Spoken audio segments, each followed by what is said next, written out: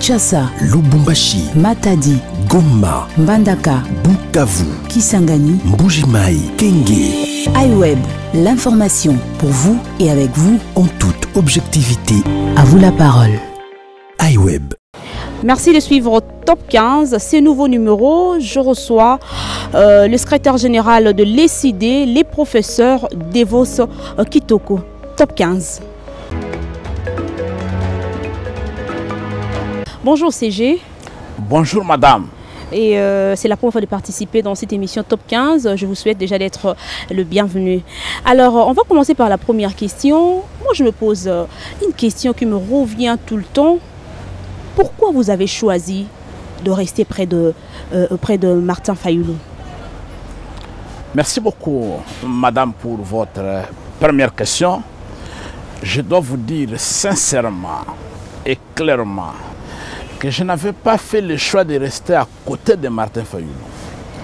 J'avais fait le choix de rester à côté d'une vision, d'un projet de société. Un projet auquel je crois fermement et sincèrement. Une vision de grandeur et de fierté et de dignité pour le Congo. C'est à côté de cette vision, à côté de ce projet que je me trouve. Fayulu comme individu peut passer demain. Il y a des présidents de la République qui sont morts en fonction. Il y a des grands hommes d'affaires qui sont décédés à cause de la Covid, des tensions, des maladies. Lui aussi c'est un humain. Il peut mourir demain. Il peut mourir aujourd'hui. Mais je resterai à côté de la vision qu'il porte. Je resterai aux côtés du projet de société, de l'ECID qu'il incarne. Donc, il faut que ça soit bien entendu. Monsieur Devos Kitoko Moulenda, le secrétaire général de l'ECID, n'est pas attaché à un homme, mais à une vision et à un projet. Vous connaissez les contextes politiques actuels en RDC. Croyez-vous qu'avec ces récents remous, il soit toujours possible de tenir des élections en décembre 2023? Madame, la tenue des élections en décembre 2023 n'est pas une question de croyance, n'est pas une question d'idéologie, encore moins d'humeur ou de volonté des individus. C'est une question de loi, c'est une question constitutionnelle. Le mandat du chef de l'État en RDC est de 5 années. Monsieur Antoine Félix Tshilombo a pris le pouvoir par défi et le peuple congolais lui a accordé un sursis d'illégitimité pour éviter un bain de sang. Et il doit comprendre que le mandat qu'il exerce par défi prendra fin en décembre 2023. C'est constitutionnel.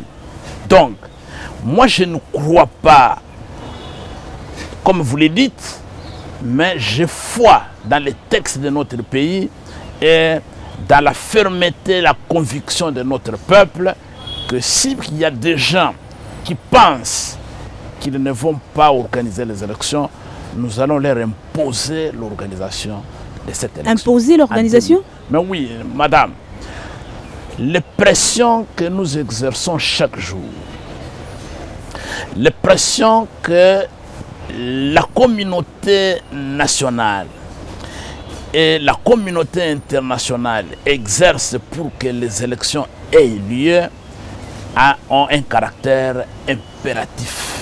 Mais apparemment, vos pressions glissent sur la peau. Non, madame, c'est l'impression que vous avez. Et c'est l'impression aussi qu'avait M. Kabila à un certain temps, qu'il pouvait se transformer en deuxième Mobutu Sese Seko et lui deviendrait Kabila Sese Seko dans ce pays. Il en a eu pour son compte.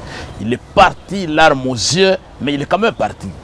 M. Antoine Félix Tshilombo va partir en 2023. Il y aura élection et le peuple congolais va se choisir librement des dirigeants légitimes et qui vont animer les institutions qui vont conduire notre pays vers son destin de grandeur et de fierté. Vous avez dit que Félix Tshisekedi va partir en 2023, mais tout à l'heure vous avez parlé de la Constitution. À ne pas oublier que cette même Constitution a parlé du deuxième mandat, du second mandat du président actuel. Donc, cela ne remet pas en cause la possibilité de pouvoir réfléchir aussi sur le deuxième mandat de Félix Tshisekedi, parce que déjà sous son premier quinquennat, il y a quand même des signaux forts que, donnons-lui la chance, il va peut-être réussir. Madame, je ne sais pas si vous vivez en RDC ou présentement vous êtes à Kaboul, en Afghanistan. Quels sont les signaux forts que vous pouvez relever à travers lesquels le peuple congolais peut renouveler la confiance à un régime de fraudeurs? Quand est-ce qu'on renouvelle un régime? Quand est-ce qu'on renouvelle un mandat? Quand est-ce qu'on renouvelle la confiance aux dirigeants? C'est lorsqu'ils ont été élus démocratiquement et ils ont acquis le pouvoir légalement. Donc, vous ne pouvez pas renouveler la fraude. Voilà pourquoi, aujourd'hui, nous sommes dans une campagne de mobilisation et de sensibilisation de notre population en 3 mots. Non à la CENI dépolitisée, non au glissement et non à la fraude électorale. Nous en avons assez, madame. Les Congolais ne sont pas les sous-hommes. Les Congolais ne sont pas la risée du monde. Nous ne sommes pas la queue. Nous avons vocation d'être le moteur du développement en Afrique et nous sommes un centre stratégique du développement du monde. Nous devons assumer. On ne doit pas continuellement nous plonger dans la honte où l'humanité nous regarde avec dédain comme dans une case où les gens se moquent de nous et nous on croit que le monde est content. Non, nous devons redorer l'image de notre pays en lui dotant des institutions et des animateurs légitimes, réellement issus de la volonté du peuple. Et ça, c'est le devoir que nous nous sommes donnés pendant les 5 années de travailler durement. Nous venons de consommer 3 années de gâchis après le hold-up. 3 années de gâchis? 3 années de gâchis, madame. 3 années de honte et 3 années de ridicule à travers le monde. Comment vous pouvez Sur imaginer, quel plan quand vous parlez de madame, comment vous pouvez imaginer que ce pays, le pays de Lumumba, qui a laissé le monde avec une image de dignité, de fierté, comment ce pays de Simon Kimbangu, vous connaissez ce qu'il a fait contre les colonisateurs belges? Comment dans ce pays, un individu peut se réveiller le matin, nommer les députés nationaux, nommer les sénateurs, nommer les députés provinciaux, nommer tout le monde et se désigner celui que lui voudrait comme chef de l'État dans ce pays. Donc c'est une honte que nous supportons avec beaucoup de peine. Et nous devons relever les défis pour qu'en 2023, que cela ne se reproduise plus jamais, madame. Et jamais, alors jamais. Monsieur De Vos Kitoko, on pensait peut-être que vous serez réaliste comme l'un de vôtres, Katumbi, Bemba. Ils ont été réalistes, en fait. Ils se sont dit, ben, on va quitter cette histoire de dormir debout pour maintenant revenir à la réalité. C'est-à-dire voir les choses de bon côté, donner la chance au président Félix Tshisekedi de pouvoir réussir son premier quinquennat en adhérant à l'Union sacrée. Mais vous ne voulez pas vous rester constant dans votre lutte, on respecte votre combat. Mais moi, j'aimerais ici que vous nous donnez des points qui ne marchent pas selon vous jusque-là. Parce que quand vous allez poser la question au peuple congolais, ils vont vous dire que les enfants étudient gratuitement. Vous allez poser la question au peuple congolais, ils vous diront le contraire. Alors que l'amour reste toujours dans sa chanson de tout le jour. Madame, vous savez, il ne faut pas se moquer du peuple. Il faut se moquer des animaux et des bêtes. Pas des hommes de la grandeur de la RDC. D'abord, le plus grand tort que le conglomérat au pouvoir a causé à notre peuple, c'est d'avoir violé sa volonté. Nous enseignerons toujours à notre peuple la vraie histoire que Lumumba nous avait promis, que nous écrirons la vraie histoire et nous dirons à notre peuple qu'il y avait un homme qui s'appelait M. Kabila. qu'il avait désigné un autre qui s'appelait M. Antoine Félix Tshilombo comme président de la République au mépris de la volonté de tout un peuple. C'est d'abord ça. C'est d'abord ça, le plus grand tort. Et qui restera comme l'encre indélébile sur le corps du peuple congolais. Deuxièmement, madame, la violation systématique de notre constitution. C'est inacceptable. Inacceptable. Avez-vous déjà vu dans un pays sérieux où les députés qui ont été élus sur la liste d'un parti politique, un regroupement politique, une année, 2 années après, ils changent de parti, ils changent de regroupement, ils changent de majorité, et tout le monde les regarde comme si rien n'était. Avez-vous déjà vu dans un pays où la nomination des magistrats à la Cour constitutionnelle, la plus haute cour, s'effectue dans la violation flagrante de la Constitution de la République et dans le silence absolu du monde épris de justice et de paix. Et même les vieilles démocraties ferment les yeux parce que le Congo ne représente pas grand-chose au regard des hommes et des femmes qui ne font pas preuve des valeurs de civilisation et des valeurs de fierté. Et aujourd'hui, madame, les Congolais souffrent. Je viens de l'intérieur. Je viens de passer une semaine à l'intérieur de la République. Toutes les maladies jadis éradiquées, qui étaient considérées comme oubliées, reviennent. La varicelle, la rougeole, la lèpre, la tuberculose. Toutes les maladies qui étaient éradiquées sont revenues. Manque de politique sectorielle dans les domaines concernés. Qu'est-ce qui marche, madame? Qu'est-ce qui marche? Rien. La gratuité de l'enseignement, c'est de la fumée. C'est de la fumée, c'est de la chimère. C'est-à-dire? C'est même de l'escroquerie. C'est même de l'escroquerie. Dites-moi qui est l'enfant des ministres qui étudie dans une école où on applique la gratuité.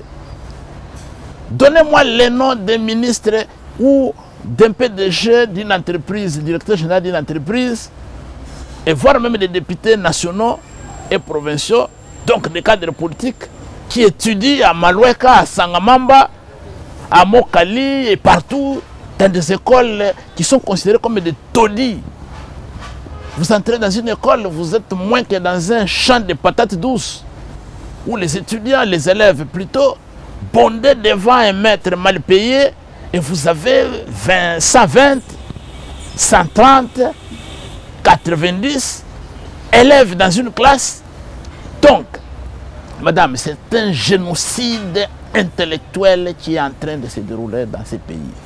On pourra ressentir les effets 20 ans plus tard. Comme le disaient les Chinois, si vous voulez coloniser, piller un pays, ça ne sert à rien de déployer un arsenal militaire de haut niveau. Il faut seulement détruire son système éducatif et 20 ans après, vous avez des moutons que vous pouvez manipuler et piller comme vous voulez sans avoir dépensé assez d'argent. C'est ce qui s'est fait présentement. C'est un génocide intellectuel planifié. Voilà, donc, je pense qu'il faut arrêter ces aventures. Parce que ces pays, nous devons les protéger. Et ce pays, c'est le nôtre. Nous avons étudié dans des universités ici, aujourd'hui, au plan national. Quand on met à nu tous ces détourneurs. Madame, mais c'est ce que je vous dis. Ne soyez pas comparables. Ce que le régime des fraudeurs fait est comparable à une femme qui se félicite de faire de bonnes sauces alors que les enfants et les maris sont en train de maigrir chaque jour. Alors il y a question de se demander, les sauces que vous vous félicitez de préparer, qui ne profitent pas de l'amélioration de la santé de votre famille, profitent à qui? Mais c'est cela le problème. De vos Kitoko, contre nous soit dit, aujourd'hui nous voyons des intouchables aujourd'hui être touchés, être saisis à la justice. Par exemple, les docteurs étaient de l'UDPS, quand aujourd'hui les intouchables sont saisis. Est-ce que ce n'est pas quand même quelque chose à applaudir? Mais je ne sais pas depuis quand, mais Etienne était intouchable dans ce pays. Je ne sais pas depuis quand. C'est un exemple que j'ai donné. Je n'ai pas dit qu'il était intouchable, c'est un exemple que j'ai donné. Depuis quand il était intouchable. Madame, ce sont des arrestations mascarades. Je vous l'ai dit, mascarade. On leur a donné l'argent de la Banque mondiale, des partenaires extérieurs, pour faire face à la Covid-19 en termes de millions. Vous avez suivi, vous vous réveillez un matin, on vous dit que la Banque mondiale a donné 6 millions, vous vous réveillez le matin, on vous dit que la France a donné autant de millions, les États-Unis ont donné autant de millions. Comment vous pouvez m'expliquer que dans un pays où on parle de millions de dons pour lutter contre la Covid, que les médecins soient 7-8 mois impayés et que les médecins partent en grève? Nous sommes le seul pays au monde qui a vécu la grève des médecins en pleine pandémie de Covid-19. C'est une honte. Jusqu'à aujourd'hui, il y a des provinces et des territoires où les médecins n'ont pas encore repris le travail. Et je vous informe que les infirmières et les infirmiers sont en grève. Mais pourquoi? Où sont partis les millions? Vous voulez me dire que tous ces millions ont été détournés par le seul ministre qui est aujourd'hui sous mandat d'arrêt provisoire? Si c'est oui, ok. Mais la Banque mondiale a promis un audit sur son argent et il fallait trouver une parade. C'est cette mascarade qu'on est en train d'organiser. Parlons un peu de la marche du 15 septembre. Quel est le but de cette marche? Nous allons marcher le 15 septembre. Donc, dans pratiquement 13 jours, le peuple congolais va descendre dans toutes les provinces, dans les rues, pour dire non à la politisation de la CENI, pour dire non au glissement par rapport à la date constitutionnelle de fin de mandat des fraudeurs en cours, pour dire non et dire non à la préparation et à la planification de la fraude électorale. Donc on va marcher pour 3 choses. Non à la politisation de la CENI, non au glissement et non à la fraude électorale. Donc madame, le 15, prenez date et prenez rendez-vous. Le peuple congolais va se déverser dans la rue. Et nous allons prouver à la face du monde de quel côté se trouve la légitimité. De quel côté se trouve la légitimité? Je pense que vous serez la Mouka seule, ou soit vous avez fait appel au FCC. Je dis bien que c'est la marche du peuple congolais. La Mouka, c'est le peuple congolais politiquement organisé pour résister contre les fraudeurs, contre les corrupteurs et les corrompus qui lui ont volé sa voix, sa victoire. Vous savez que le peuple congolais a vaincu M. Kabila. Le peuple congolais a vaincu le kabylisme et ses effets. Mais M. Tshilombo lui a redonné vie. Et aujourd'hui, madame, M. Antoine Félix Tshilombo a démontré à la population congolaise qu'il est l'élève docile, le meilleur élève du kabylisme. En quoi faisant? Il est en train d'appliquer à la lettre et sans complaisance tous les principes du fonctionnement du kabylisme qui nous a avilis, qui nous a chosifiés. Toutes les pratiques kabylistes sont en train d'être mises en œuvre. Donnez-nous un seul exemple d'une pratique. Je vous l'ai dit, c'est un système. C'est un système. Kabila peut dormir tranquillement. Kabila peut être à l'aise parce qu'il a formé un élève, un disciple, qui perpétue son système et qui applique à la lettre ses pratiques et sa volonté. Et rien n'a changé. Et j'ai compris pourquoi le commandant du peuple, Martin Fayulu Madidi, nous disait: les pions seront déplacés. Ils vont continuer à être déplacés et le système va rester le même. Et nous y sommes, madame. Dis-vous ce que j'aimerais bien comprendre. Vous êtes contre la fraude, contre le glissement, mais d'une autre façon, vous parlez du dialogue. Vous faisiez allusion que lorsque vous parlez du dialogue, comment vous pouvez dialoguer avec quelqu'un qui a volé votre victoire, entre guillemets? Voilà, madame. D'abord, il faut corriger le concept parce que les Congolais sont trop sceptiques à ce concept de dialogue. Le concept de dialogue a une connotation péjorative, a une charge émotive, négative, dans les consciences collectives des Congolais parce que ce concept renvoie au partage des postes de responsabilité dans les entreprises, dans le gouvernement, entre les acteurs politiques. Le commandant du peuple, Martin Fayoulou Madidi, le président légitimement élu de la RDC, a demandé qu'il y ait des discussions directes entre les parties prenantes à la crise de légitimité dans laquelle le hold-up électoral du 30 décembre 2018 a plongé le pays. Et ces discussions devraient concerner les parties prenantes pour trouver un compromis autour des réformes essentielles en rapport avec le processus électoral. Ce n'était pas la recherche du partage de postes. Monsieur Antoine Félix Tshilombo, quand bien même détenant le pouvoir par défi, il exerce aujourd'hui ce que nous appelons les fonctions d'un fonctionnaire de fait en droit administratif. Donc il est là. Vous ne pouvez plus faire le combat politique, chercher la solution à la crise sans que vous puissiez vous intéresser aux acteurs de la crise. Il est déjà le problème. En tant que problème, il faut les mettre sur la table et les discuter. Voilà, c'est dans ce cadre-là nous nous disons. Les FCC encore fidèles, les résidus du FCC encore fidèles à M. Kabila font partie prenante à la crise. Parce qu'ils ont créé une crise qu'ils n'ont pas su gérer par la suite. Et beaucoup d'éléments les échappent aujourd'hui.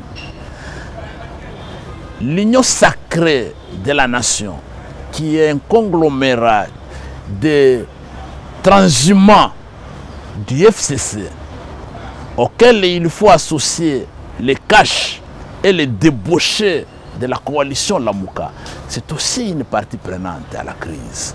Et Lamouka qui est resté fidèle aux objectifs fondamentaux et aux axes de notre charte, conduit aujourd'hui par Adolphe Mouzitou, en compagnie du commandant du peuple Martin Fayoulou, constitue une autre partie prenante. Voilà, ce sont les trois parties prenantes qui sont appelées aux discussions franches. Je me demande s'il arrivait que le président de la République, par rapport à votre demande, aujourd'hui, il dit oui avant le 15 septembre. Allez-vous annuler cette marche? Parce que le président de la République s'est dit prêt à vous recevoir, il s'est dit prêt pour un dialogue. Vous allez annuler la marche du 15 septembre? Oui, nous n'avons pas besoin d'être reçus, madame.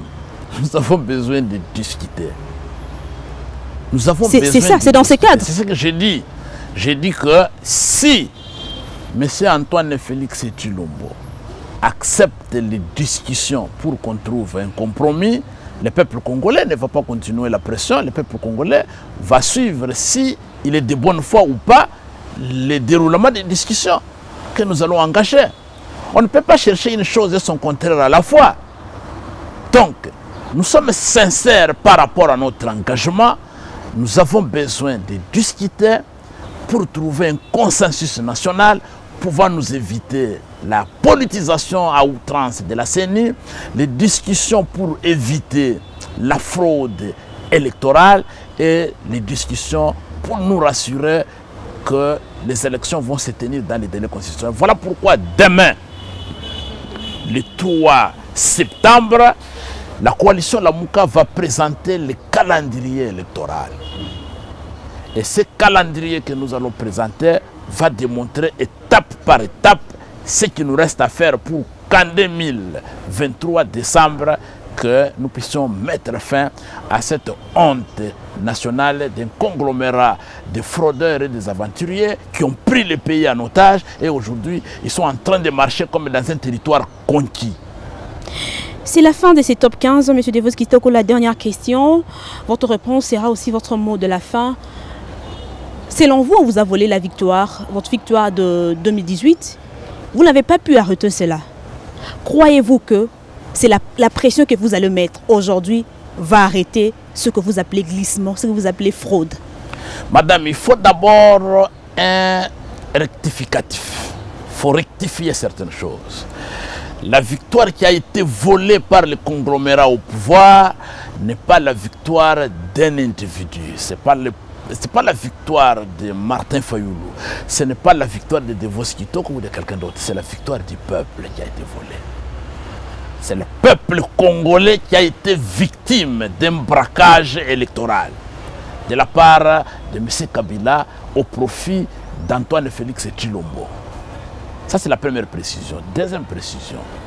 Cette victoire, ou je m'excuse, ce vol, ce hold-up électoral, ce braquage électoral contre le peuple congolais a été rendu possible par effet de surprise. Le vote en faveur de Martin Fayoulou, commandant du peuple, a été un plébiscite que personne ne pouvait penser qu'un individu peut avoir le courage de marcher contre la volonté du peuple. Mais nous avons été surpris de ce transfert de pouvoir de M. Kabila qui l'a opéré de Martin Fayoulou vers Antoine Félix Tshilombo. Et le peuple congolais, jusqu'aujourd'hui, a organisé ce que nous avons appelé la résistance passive. Et ça tient. Et vous remarquez que Martin Fayoulou, 3 ans après cette aventure, garde sa légitimité et sa popularité intacte. Maintenant, madame, est-ce que 2023, nous sommes sûrs que nous allons bloquer et éviter de sorte que l'histoire ne se répète pas? Je vous dis oui. 2023, nous serons suffisamment préparés. Et nous sommes déjà suffisamment préparés pour que quiconque, j'insiste madame, quiconque rêve dans sa tête qui va encore, une fois de plus, défier le peuple congolais en volant sa victoire, va regretter pourquoi Dieu ne l'avait pas créé serpent. Ah bon? Il va regretter pourquoi il a été créé humain sur la terre. Nous n'admettrons plus jamais, je vous l'ai dit, nous n'admettrons plus jamais, jamais, alors jamais, qu'un individu, qui qu'il soit, et se permette de confisquer la souveraineté de notre peuple. Notre dignité, notre fierté et la grandeur de notre pays sont non négociables. Et voilà pourquoi vous nous voyez chaque jour sur le terrain en train de nous préparer. Et là, madame, j'en profite pour chuter. Et je profite de votre micro pour mettre en garde. Nous avons des informations fiables. Je dis bien nous avons des informations fiables. Qu'il y a des milices tribales qui s'organisent chaque jour dans la ville de Kinshasa et dans d'autres provinces pour déstabiliser la marche du peuple congolais le 15 septembre de ce mois, dans 13 jours. Il y a des réunions qui se tiennent où les éléments des forces de défense qui ne font pas partie de la police sont en train de chercher des tenues de la police nationale congolaise pour infiltrer le mouvement de la police de façon à réprimer les manifestations qui vont sortir le 15. Nous avons déjà des informations. Et nous mettons en garde ces gens-là, que le peuple congolais est déjà informé de ce qu'ils font, de ce qu'ils se préparent. J'espère que vous aussi vous avez pris des mesures sécuritaires. Aidez-moi à relayer ces messages-là.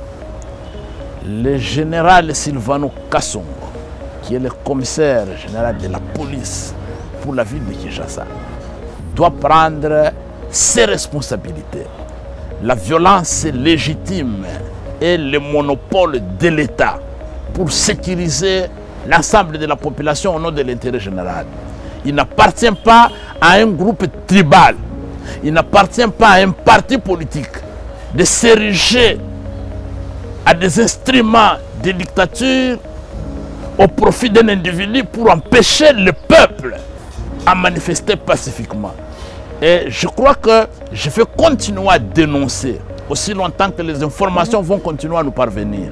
Ceux qui se préparent au nom d'une tribu, au nom d'un parti politique ou au nom d'un individu pour empêcher ou perturber la marche du peuple congolais le 15 septembre et il va nous trouver sur son chemin et nous n'admettrons pas que cela se passe ainsi. Le message est passé. Nous vous remercions d'avoir accepté notre invitation. Top 15 reviendra prochainement, professeur. Merci beaucoup, madame. C'est moi qui vous remercie. Merci. Ainsi s'achèvent nos 15 minutes. Messieurs, dames, je vous remercie de nous avoir suivis. Au prochain numéro. Merci pour votre aimable attention. À très bientôt pour un prochain numéro de Top 15.